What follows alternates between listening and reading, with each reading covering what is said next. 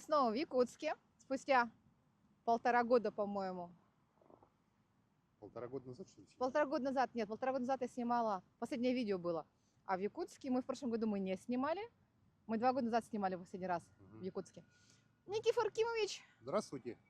И сегодня мы находимся где, рассказывай? На площади Республики.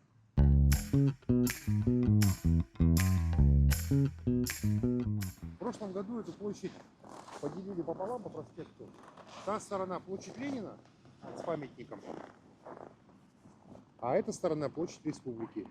Ленина вернули, кстати, да? Сколько его не было здесь? Года 2.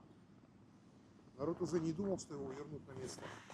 Думали, под видом реконструкции площади его уберут. Но вернули на место. А здесь у нас красота. Что есть красивого, рассказывай. Ну, из красивого, что бросается в глаза издалека, это вот 6 серьге с одной стороны, это коновязь якутская традиционная, 6 с другой стороны. На некоторых вот чороны, бриллианты.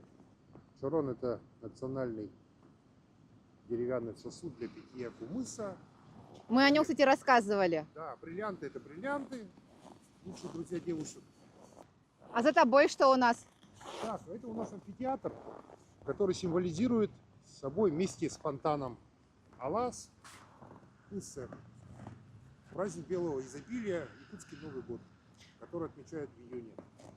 Здесь, ну сейчас, конечно, все белое, под снегом, фонтан не работает, а так он летом засажен травой, ну и зеленая такая поляночка получается, наискосок вот такая. Тут очень много сакральных символов. Серьге олицетворяет мировое дерево, корни которого — это нижняя часть столба, нижний мир, туда привязывают своих коней абагы, существа нижнего мира.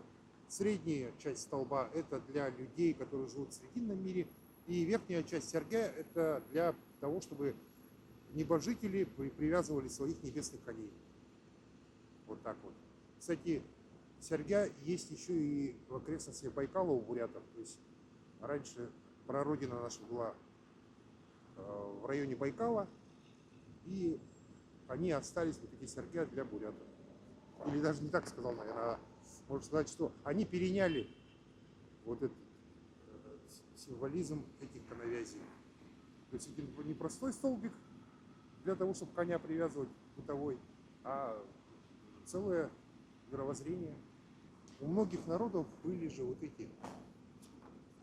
Мифология была связана именно вот с мировым деревом. У германских народов, у скандинавов точно было, у кельтов.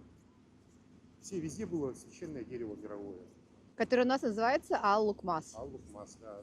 Но потом с приходом христианства все это дело у них забылось. Осталось только в предании.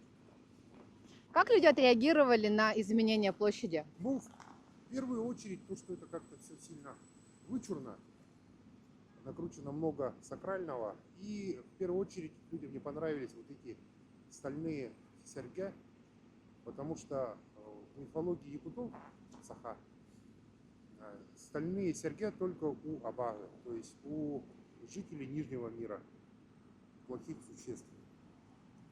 Так что людям это не понравилось, и они очень сильно возмущались.